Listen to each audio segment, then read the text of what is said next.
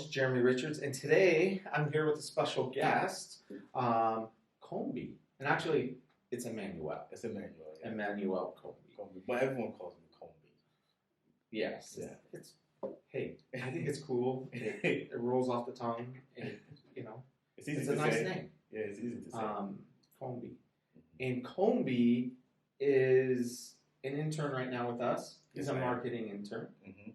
So he's working with Kashif and our marketing team to do some of the marketing around here. Yes. And that's part of your schooling, right? Yes, it's part of my internship. I have to do it before I graduate, and I'm going to my last year. So I'm very excited about that. Yeah, so we're helping you complete that requirement for your bachelor's degree, so it's exciting. I appreciate it. Is this your senior year? It's your senior year. Yeah, senior year. I appreciate it because I would say that your work environment is amazing. I love it. So I'm gonna go back. We didn't pay him to say that. I'm gonna go back, and my expectations were so high, and I'm gonna be like, man, I miss Richard Law Firm. Richard's Law Firm was amazing. Immigration Law Firm was amazing. Well, thank you. Well, it's been good to have you around. Now, as you move on in your career, we wish you the best of luck and everything you achieve there. Thank you so much. Today, no, you're going to be our not much of a guinea pig. Okay. So a little backstory. I've known Comby since he was probably 13 or 14. I want to say maybe you were 12 and 13. 12. I want to say 12. Maybe 12. Yeah, 12. So a long time. We have a history. And Comby, tell us real quickly how you came to the U.S. Yeah, so my family were refugees from the Republic of the Congo. My mom fled the war in Congo, at the Republic of the Congo to Gabon, and then we were there, and then she learned about the process about, she can, potentially come to the U.S., so she went through that refugee process, which took a long time. And then in 2009, we were selected to come to the United States. And I was young, so I didn't really know much about my geography, about the world was kind of like minimum. So when we came to the U.S., I was so excited, but the only thing I knew about the U.S. was like Home Alone, Michael Jackson. So I thought I was going to see Michael Jackson when I get to the U.S. I was so excited to see Michael Jackson because I don't know. We all had his CDs, but we got here and we settled in Baton Rouge, Louisiana. Oh, you were Louisiana. Yeah, Louisiana for about 2 years. And then, we just decided to move to Buffalo, New York. And my mom didn't say that. She said we're moving to New York. So I'm thinking it's New York City. So I'm super excited. I told you I watched Home Alone. I wanted to visit New York City. So we get to New York City. And then we get to New York City. We take the Greyhound bus to come to Buffalo. So we leave New York City. I'm thinking we're going to a house, but we're leaving New York City. I'm like, where are we going, So eventually we get to Buffalo, and I see snow for the first time, and I'm just like, I love it. It's like everything. Really? Yeah, it's 2011. Because it doesn't snow in the Congo, right? Yeah, it doesn't snow in the Congo. And then also in Baton Rouge, Louisiana, it didn't really snow. No. So I didn't see snow. So when I got here in Buffalo, I was like loving it, having fun with it. I think I was telling my big brother, he was annoying. He was getting annoyed. So we were playing snow fights, so it was fun. And now you're Buffalo. Yes, I'm in Buffalo now. Yes, I am. Mm-hmm. So that's quite the transition. It was. I think the weather for sure. The language was also difficult for me because I grew up speaking French. Yeah. And then also our Congolese dialogue language, which is called Lingala. I grew up speaking that as well. So coming to the school system was very challenging. It was very hard to adapt to the culture. Yeah. I can't imagine that experience. New country, new culture, exactly. New language. Everything. So we have Comby here today because we are going to go through the U.S. citizenship process, or the naturalization process is what it is called, when somebody is not born a U.S. citizen and they go through the immigration process and they meet the requirements to become a U.S. citizen, they can apply for what is called naturalization, where they become a U.S. citizen. And Comby went through this process already. So Comby's already a U.S. citizen, came as a refugee, as you said, and then when he met the criteria to eventually become a U.S. citizen, Comby and I worked together. I was there when when he became a U.S. citizen. It was a great day. And we're going to go through that. We're going to see if Combi still meets the criteria to be a U.S. citizen. Man, I'm excited for it. It was a hard, because you have to study for so long. You have to study, and of course, I went to high school, so I studied U.S. history. So you had a little help. A little help from high school education, but still, though, it's 100 questions, and out of those 100 questions, they can pick random questions, so you have to really know all of them. That was the hard part, but I did it. You did it. I'm a U.S. citizen. So, brief explanation of the citizenship process, the citizenship application process. Mm-hmm. And we're going to go over that, and we're going to conduct an interview as if I'm a USCIS officer and Combi is the applicant. So when you apply for U.S. citizenship, you do it through what's called Form N-400, Application for Citizenship. What happens is that's processed with U.S. Citizenship and Immigration Services, and then eventually they're going to call you up for an in-person interview. And that interview happens in front of a USCIS officer. Exactly. You were there. You sit on one side of the desk, and officers on the other, in an office not much bigger than this room we're in. And before you start the process, they ask you to swear that you're going to tell the truth and that everything that is said is truthful. Not only what you're speaking to, but also what you put on that application when you submitted it. So as part of the process, you have the application itself. They do a review of that. They also have a test portion, and that's what you were talking about. Yeah. There's a civics examination, and there's 100 questions that they have. They're set questions. They're not trick questions. You can memorize them and study them ahead of time. And they'll choose 10 random questions from that, and then they do an exam. And you're required to get at least 6 of those correct. Yes. There's also a English portion, and the English portion is kind of tricky because they actually throughout the entire process they're testing your English. Okay. As you respond to the questions. Wow. Right? So now that you have an overview of what the naturalization examination looks like, let's proceed. Let's go. Let's do it. So, good morning, Combi. Good morning. I'm Officer Richards, and today I'll be conducting your naturalization application process. And before we begin, do you swear and affirm that you're going to tell the truth and nothing but the truth during this examination? Yes, I do. Thank you. Let's get started. So, can I see your identification? Yes. We go get it. So we go get it. Thank you. There we go. And in review of your N-400 application, can you confirm your full name for me? Yes, my full name is Emmanuel Chris Combi. And what is your date of birth, Combi? October 18, 1999. And it says here that you were born in Africa. Yes. And when did you become a permanent resident of the United States? I became a permanent resident, and I believe it was September 29, 2009. Hopefully that was correct. And all right, now that we've confirmed your information, and during we're not going to go over all the questions, but they'll go over all the questions, everything that you did on the N-400 application.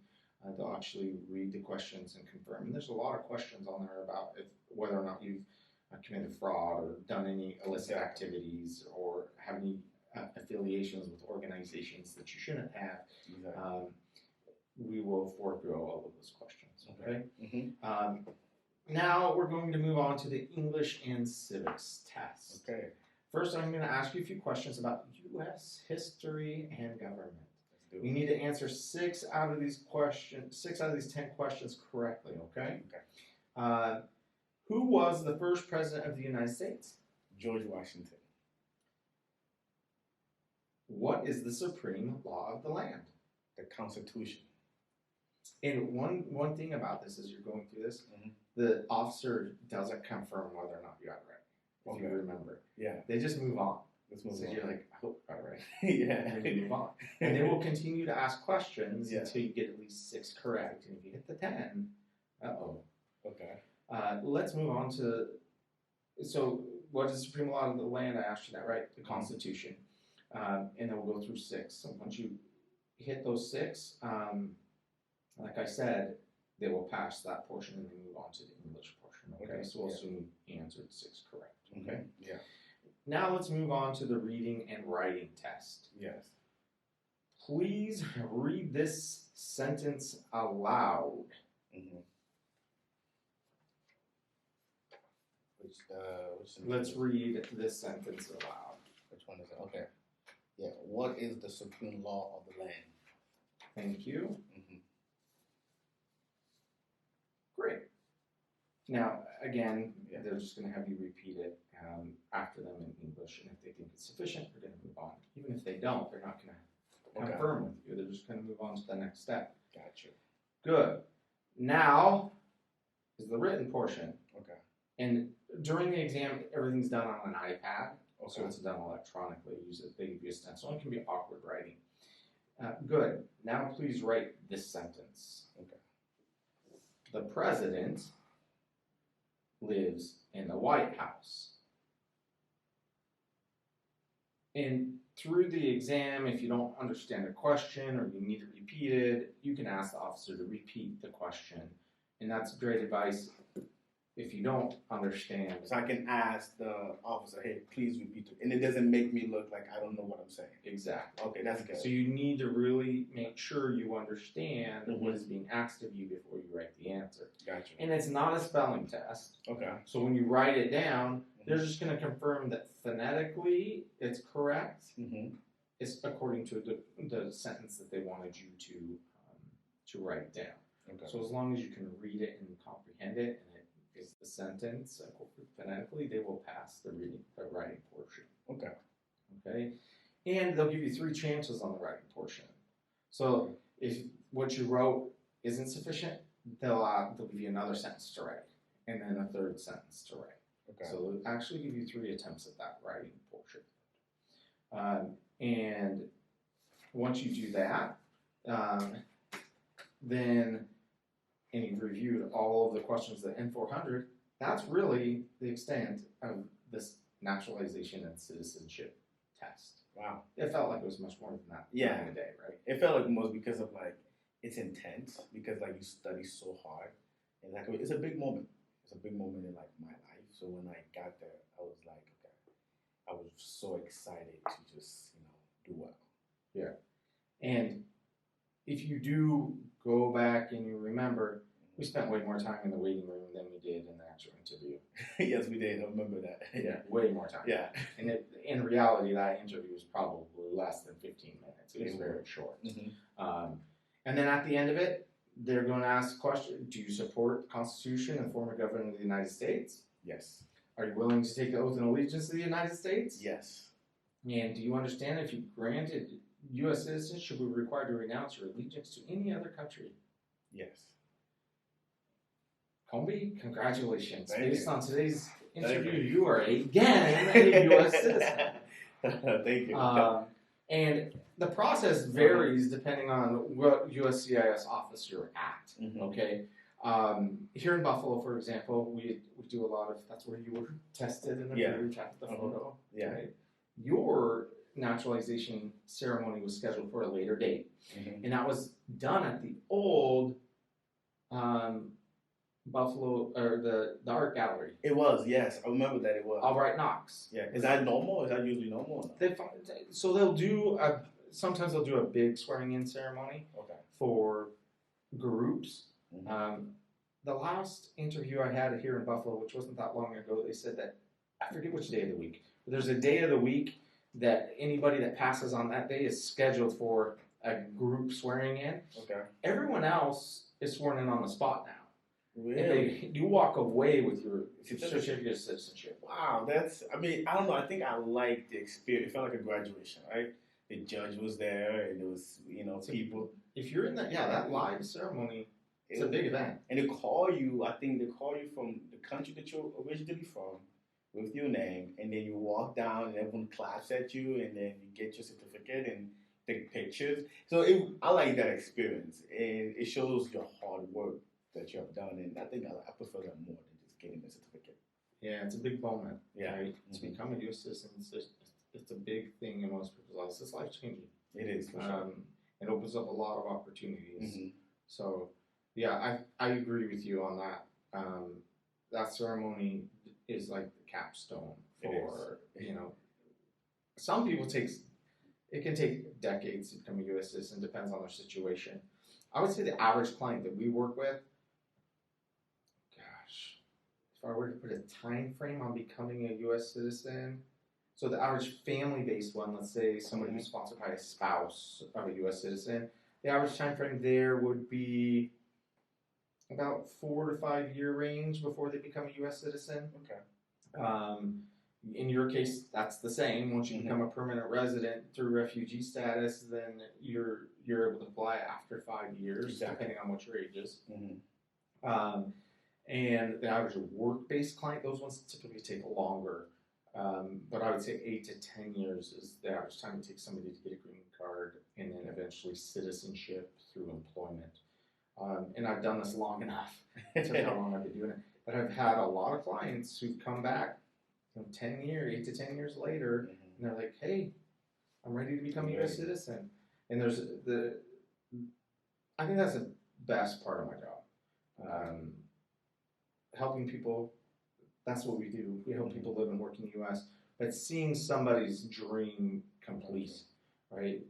Most of the people, when they initially contact us, what they say is, hey, I want to move to the U.S. and become a U.S. citizen. And then you're like, well, it's not quite that easy. And it's going to take some time. So seeing people actually start that process and work with them over the years until they become a U.S. citizen is amazing. No, I think I would also say, like, one of the benefits that I had, so before I became a U.S. citizen, every time I would apply for, like, employment, I was also, like, I would have to show a lot of identification. But being a U.S. citizen, you just check that box. I'm a U.S. citizen. It feels good. You don't think about that. Yeah, you don't think about that. I don't think about that anymore, you know? I remember, like, when I had, you know, some small jobs in high school, and I had to show my identification and put numbers there to make sure that I, you know, I'm sure you were legally authorized to work. Yeah. No, here's my passport. Here's all that. Yeah, exactly. You know, even when I became a U.S. citizen, I traveled for my church to serve a mission for 2 years. And before then, I only had like 6 months so I can go to a country. But when I got a passport, and I remember for the first time I used my passport, it felt kind of cool. Like I had a U.S. passport, and I traveled with. I went to South Africa, and then I went to Zimbabwe, and they stamped my passport. And it, like, even when I travel to Canada, I show my passport. So it gets, I don't know, it just feels very cool. And I think, and before then, because I came as a refugee, I didn't have a passport. Yeah. So that was the first time I had a passport. So what does it mean to you to be a U.S. citizen? I think it means that, you know, you live in a country that people have fought so hard to make it better. And you are here to also contribute into making it better as well. And I think, you know, since I became a U.S. citizen, I want to continue doing that, making it better. So, you know, America can be great, and it can, you know, continue with amazing, you know, stuff that it offers me and my family to continue to live here. Yeah, and today, you know, today's 9/11. Yeah. So today we remember what happened on 9/11 in New York City and that tragic event. And you think of those whose lives were lost, and this great country, and the rebound, right, after that event, and how Americans came together and supported each other and overcame that tragic event. I think that's something that speaks to the heart of America and what America is and what it means to be proud to be an American. Yeah. So there are a lot of benefits that come from being a U.S. citizen, and you see that now. You've seen that journey, and since we have you, right? Comey does a lot of great things on the side. So not only being, you know, extremely handsome. Thank you. I didn't pay him to say that, but thank you. He does a lot of nonprofit work, right? Yeah. With an organization that he founded and works with called International Jamulia, right? So just briefly tell us what you do there with International Yeah, Jumuiya. so international Jumuiya is a Swahili word that means community. So what we do, we provide, resources, just, different resources that we can give to the community. Right now, we're in the school system where we're providing The mentorship. Buffalo school system. Yeah, Buffalo Public School System, where we have a partnership with them, and we're there about, we're at different high school, twice a week, and we're providing mentorship. You're there that often, huh? Yeah, we're there that Oh, wow. often, and twice a week at different high schools, and also we provide mentorship program there, which entail resume building, college readiness, and also tutoring as well, and to help the kids pass their exams so they can graduate. In addition to that, we also bring speakers, and we believe that these students need to see, success. They need to see that it's possible to achieve, whatever they want to be. So we bring people from all over the country to, once a month, we select an individual, or sometimes we bring a panel of different people where they come and they kind of share their journey, their hardship, and how they got to be where they are. And we have been doing this. So this past March, we just hit 2 years. Okay. And so far, it's the feedback from the administration, the teachers, and the students is amazing. So, like I said, going back to what you were saying about what it means to be a U.S. citizen. So for me, giving back, right? America has given me a lot of resources and opportunity to be better, and not just me, but my family as well. So I just felt like I had to, I just felt like creating an international Jumuiya was a way of giving back to America, saying thank you for giving me all of that, because it wouldn't be possible without this country. And you recently had a back to school event. I did. Yes, I did. Tell us about that event. So that was the third annual event. It was surprising. It was so you have a back to school event where you have book bags and supplies and Yes. haircuts to kids. Exactly. So 3 years ago. So 3 years ago when you did this, how many people were there? We're like 40 people. 40? 40 people coming. Okay, so because people didn't know who we were, right? And we kind of put a word out there. Anybody come? The mayor of Buffalo showed up For the first one? for the first one. mayor, Yeah, huh? the mayor showed up Wow. for the first one, and the news showed up. And then the second time, we wanted to make it bigger, so we, got the word out earlier. We had pamphlet that we sent out to the community with a social media campaign, so we can get people to come. We had about 150 people. So double, that's good. Double. And then this year, which was the third year we do it, we started early, and we got a lot of support from local politicians, businesses in Buffalo that heard about what we did for the past 2 years. We had over 300 people show up. Amazing. And it was amazing to see. And to the point you had to have Buffalo police the Buffalo police had to come and make sure that everything was okay, because we didn't tell them enough ahead of time that, hey, we were going to do this, but we didn't know exactly how many people were going to show up. So, and then the line was just going it was so long that we had to make sure that we get some coins to organize people, also make sure we get people that where they need to be, and we luckily had enough food and with enough book bags to give away, and it was a successful event. That's awesome. I mean, speaking to you, and I hope people that are listening or watching can see your excitement and your enthusiasm for what you've been given as a U.S. citizen and being here in the United States and giving back. Very important.